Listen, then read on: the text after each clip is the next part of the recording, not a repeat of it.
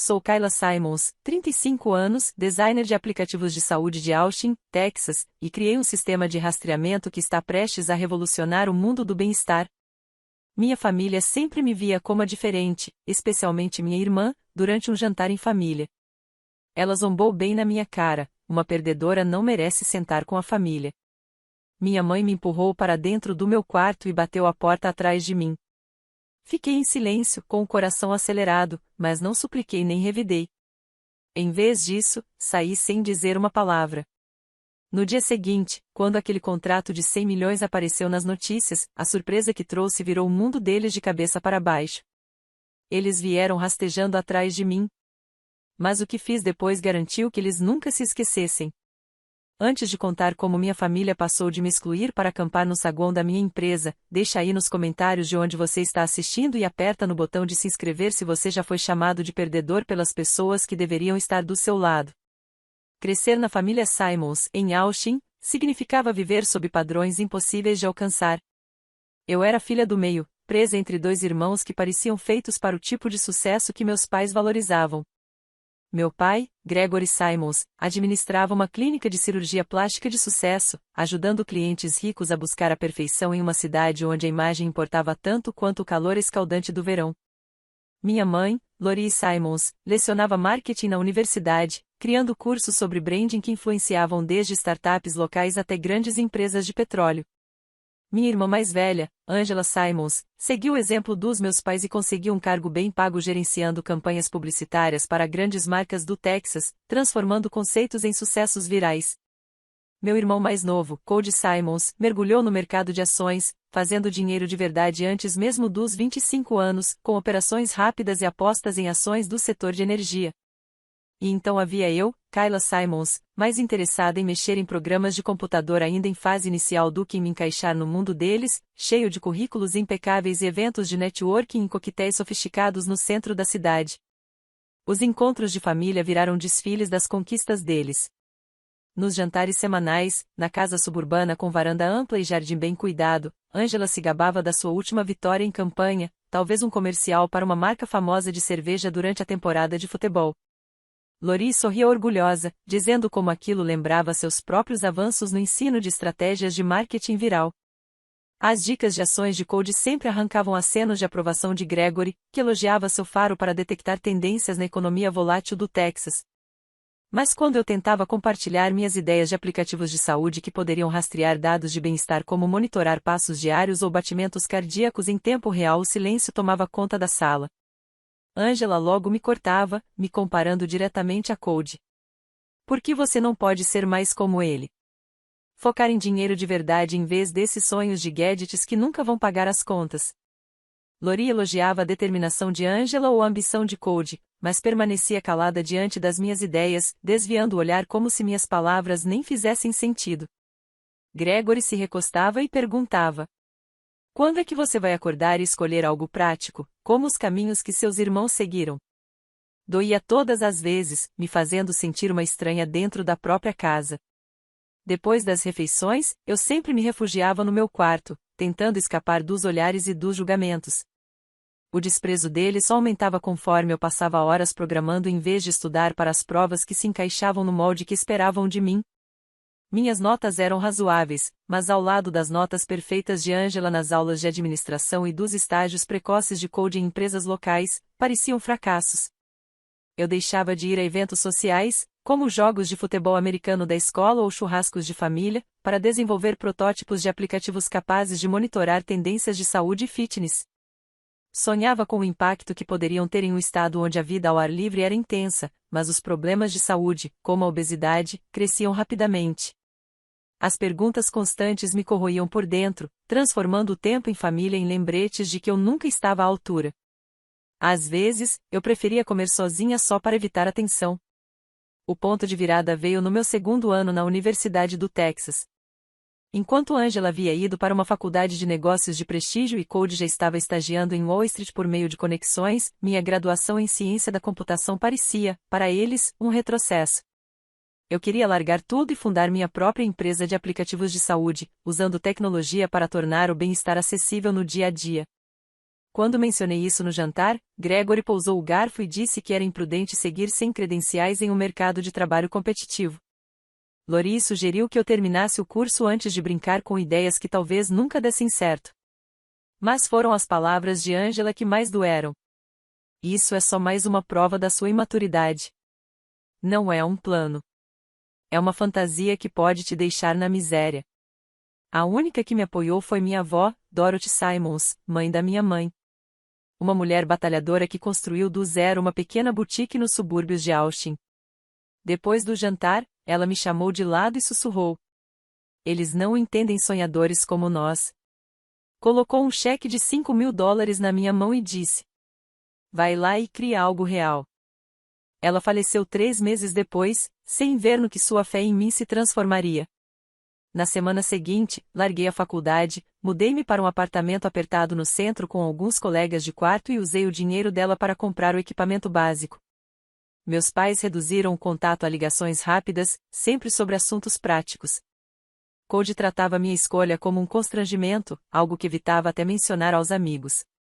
Angela me enviava artigos sobre startups que tinham falido e vagas para trabalhos básicos de suporte técnico, dizendo que era para me ajudar caso tudo desse errado.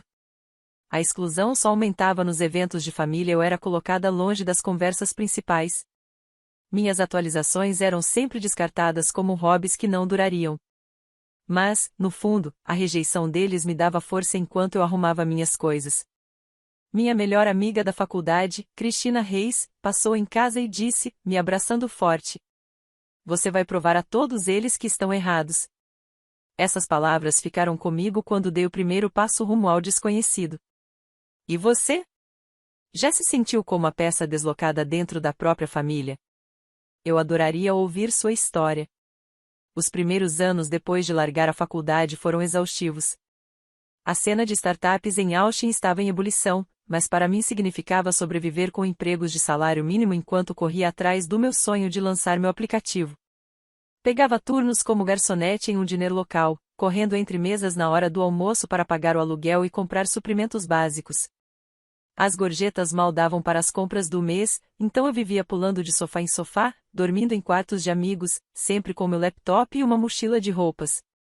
De manhã, fazia freelas consertando sites simples para pequenos negócios. À tarde, me dedicava a programar protótipos do meu app de saúde. À noite, caía exausta em qualquer cama disponível. A correria constante me deixava drenada, muitas vezes tendo que escolher entre uma refeição quente ou pagar a taxa de armazenamento em nuvem para testar meus dados. E, mesmo assim, Angela não parava de me provocar. Uma noite, depois de um turno horrível em que um cliente saiu sem me deixar gorjeta, abri meu e-mail e encontrei uma mensagem dela. Tinha anexado um artigo sobre uma startup de tecnologia em saúde que havia falido em Dallas, junto com uma nota. Achei que isso podia te lembrar do seu projetinho. Não acabe como eles. Essas palavras me cortaram fundo, relembrando todas as dúvidas da minha família. Mas eu não respondi. No lugar disso, desabafei com Cristina no dia seguinte, durante um café. Ela ouviu sem me julgar, depois se inclinou e disse: Eles estão errados sobre você. Continue insistindo. Esse aplicativo pode mudar vidas. O incentivo dela me puxou de volta da beira do desânimo, lembrando por que eu tinha começado. As coisas mudaram quando conheci Kyle Shen. Durante um turno lento no diner, ele me viu rabiscando interfaces de aplicativo em guardanapos entre os pedidos. Perguntou sobre aquilo, e eu expliquei meu conceito de monitorar métricas de saúde mental com entradas simples do usuário. Os olhos dele brilharam. Ele tinha acabado de vender sua própria empresa de serviços web e estava em busca de novas ideias. Conversamos por mais de 1 hora depois que meu turno terminou e, 2 semanas depois, ele se tornou meu sócio, investindo $70.000 para registrar a empresa e garantir as patentes iniciais. Foi o suficiente para alugar um pequeno escritório compartilhado no centro de Austin. Nosso primeiro aplicativo, Health Track, foi lançado com grandes expectativas mas fracassou rapidamente. Erros técnicos se acumularam e subestimamos as rígidas regulamentações do HPA para dados de saúde no Texas. Clientes desistiram depois dos primeiros testes revelarem problemas de conformidade, e nosso capital evaporou em 18 meses. Kyle, no entanto, permaneceu firme. Isso é só um tropeço. Aprendemos o que não fazer. Decidimos pivotar para o Vital App, focando em monitoramento de bem-estar com inteligência artificial para usuários comuns. O maior obstáculo continuava sendo o financiamento. Alugávamos mesas em um espaço de coworking apenas 3 dias por semana e, nos outros dias, trabalhávamos em bibliotecas públicas para aproveitar o Wi-Fi gratuito. Apresentação após apresentação para investidores de risco terminava em recusas educadas. Eles sempre diziam que nossa equipe era pequena demais. Nossa experiência era limitada. Nossos objetivos, ambiciosos demais para o mercado conservador do Texas. Depois de 37 reuniões fracassadas, nossas economias estavam no fim, e Kylie chegou a considerar refinanciar seu condomínio. Demos a nós mesmos um último mês antes de desistir. Foi então que Riley Park mudou tudo. Sócia de um fundo de capital de risco especializado em inovações em saúde, ela participou do nosso último pitch e fez perguntas afiadas sobre escalabilidade. Diferente dos outros, ela enxergou o potencial. Vocês estão resolvendo os problemas de bem-estar de amanhã, hoje. Ela investiu 1,5 milhão de dólares em troca de 15% de participação. Esse aporte cobriu um escritório de verdade, nossas primeiras contratações e até salários. Pela primeira vez, o sonho parecia tangível. E você? No nosso lugar, teria continuado apresentando depois de 37 rejeições? Os anos 2010 marcaram a consolidação da nossa empresa. Com o investimento de Riley, o Vital App evoluiu de um protótipo básico para uma plataforma robusta que integrava dados dos usuários com inteligência artificial, oferecendo recomendações personalizadas de saúde. Contratamos Diego Ramírez como engenheiro-chefe, um gênio da programação que depurava algoritmos complexos mais rápido do que qualquer pessoa que eu já conhecera. Também trouxemos Maria Jenkins para liderar o marketing, aproveitando suas conexões no setor de saúde do Texas para apresentar o app a clínicas.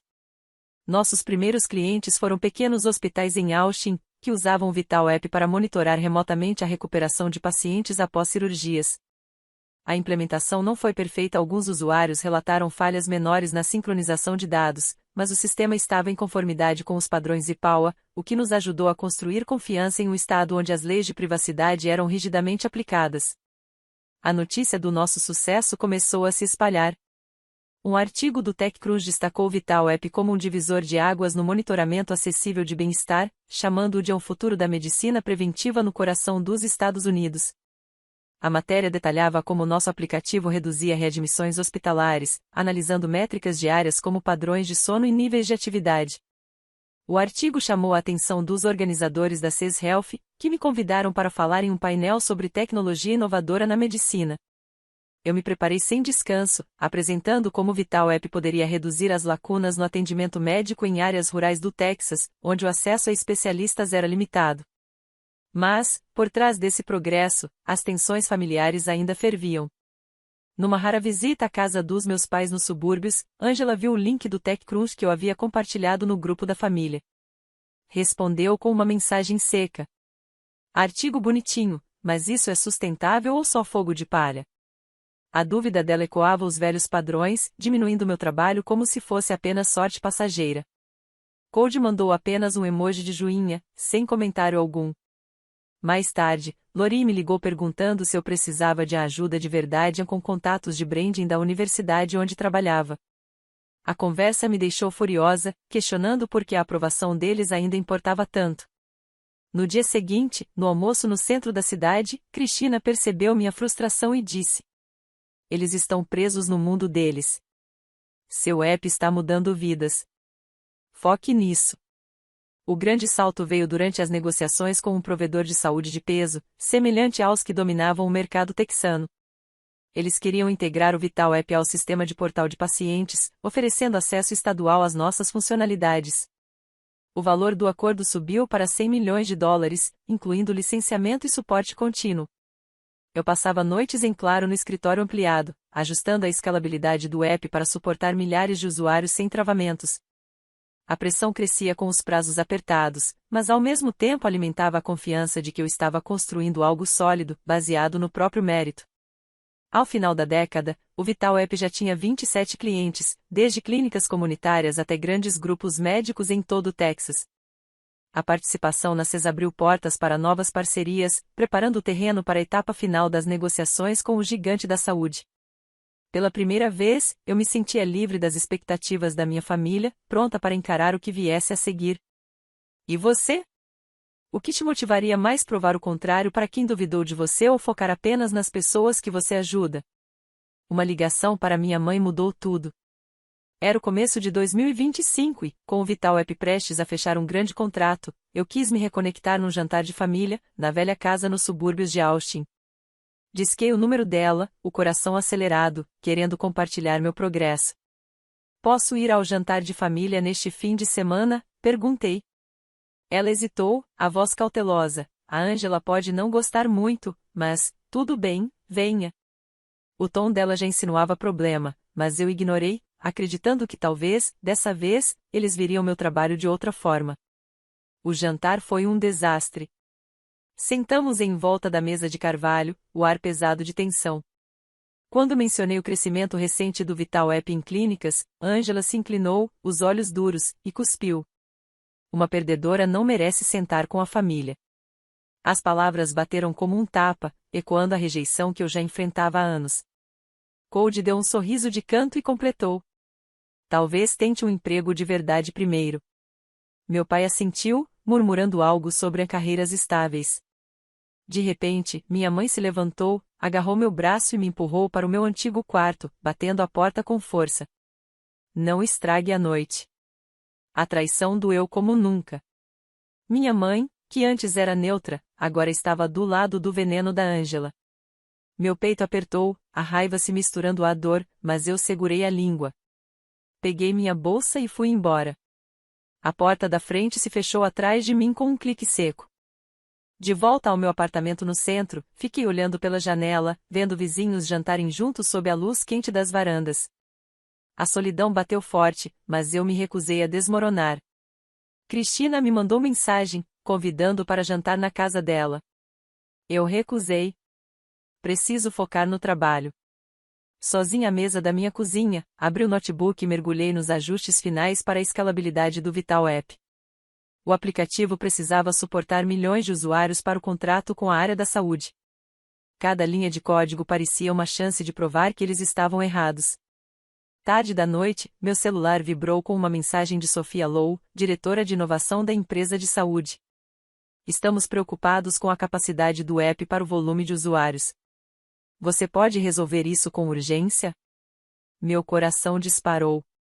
Era um momento decisivo, tudo ou nada. Passei horas ajustando protocolos de processamento de dados, garantindo integração perfeita com os sistemas de pacientes e ao mesmo tempo atendendo aos padrões rígidos de privacidade. O trabalho me consumia, afastando a dor do jantar em família.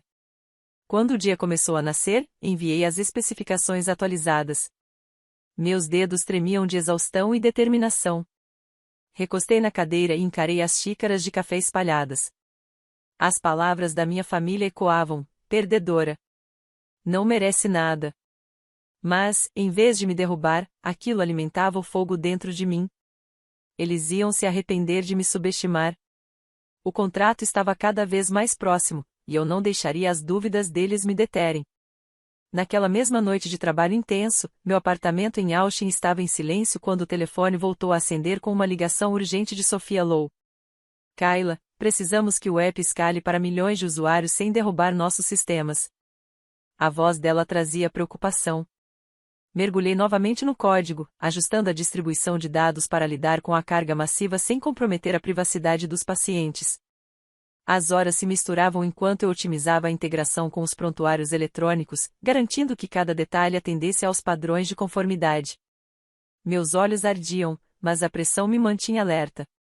Este era o último obstáculo para fechar o acordo. Por volta da meia-noite, Riley ligou, a voz animada apesar da hora.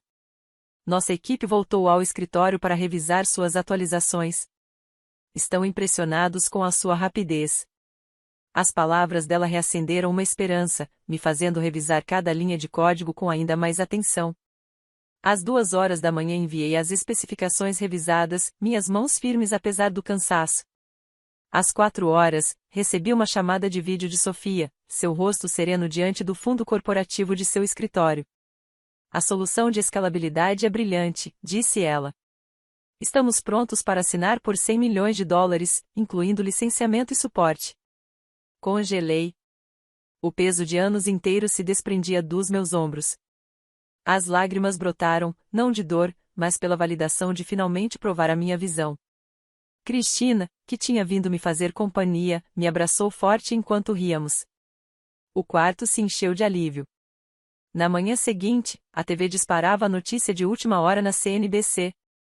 Startup de Austin, Vital App, fecha contrato de 100 milhões de dólares com um grande provedor de saúde, revolucionando o monitoramento de bem-estar no Texas. As palavras da âncora me atingiram antes mesmo que eu processasse o anúncio precoce. Meu celular explodiu de mensagens colegas, antigos companheiros de faculdade, até repórteres locais. Então veio a ligação da minha mãe. Kayla, você está na TV, disse ela, a voz trêmula. Esse contrato vale mesmo 100 milhões de dólares? Confirmei, mantendo o tom neutro. Logo depois, Angela enviou uma mensagem.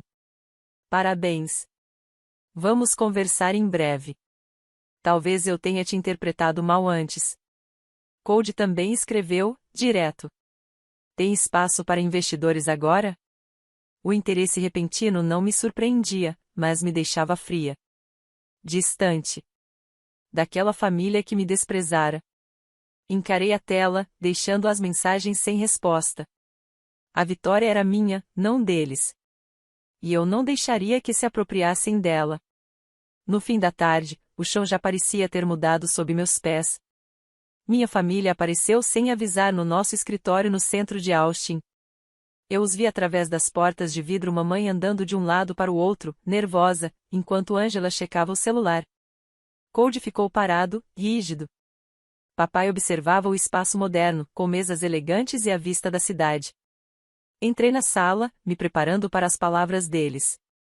Sem rodeios, projetei na tela da sala de conferências o contrato assinado de 100 milhões de dólares. Aqui está a surpresa da fracassada em que vocês não deixaram sentar à mesa com a família, falei, a voz firme. Os rostos deles congelaram, os olhos fixos nos números brilhando na tela. Angela quebrou o silêncio primeiro. Kayla, eu te julguei mal, parabéns. Disse, forçando um sorriso. Os olhos da mamãe marejaram. Me desculpa, querida. Agora estamos orgulhosos de você. Papai completou. Tenho contatos em hospitais que podem expandir isso. Cody se apressou em acrescentar. Vamos investir juntos em estilo de negócio de família. O calor repentino deles cheirava a oportunismo, não a amor. Dei um passo à frente, elevando a voz. Vocês só se importam agora por causa do dinheiro e do status que ele traz. Onde estavam quando eu precisei de apoio? Angela rebateu. Você é egoísta. Está nos afastando. Gritei de volta. Foram vocês que me afastaram primeiro. A sala ecoava com nossos gritos, até que apontei para a porta. Saiam. Eles saíram atonitos, e eu bloqueei seus números sem hesitar. Angela tentou controlar a narrativa online. Postou no LinkedIn, elogiando meu sucesso para salvar a própria imagem. Mas eu comentei. Minha família me chamou de fracassada quando eu mais precisava. A postagem viralizou, marcada como uma saga de traição em várias redes do Texas. Os clientes dela, grandes agências de publicidade, a abandonaram, citando problemas de confiança em um setor onde a imagem é tudo. Em março de 2026, ela estava desempregada. Mamãe e papai enfrentaram suas próprias quedas. O escândalo no LinkedIn manchou a reputação acadêmica da minha mãe. Alunos boicotaram suas aulas e a universidade a demitiu.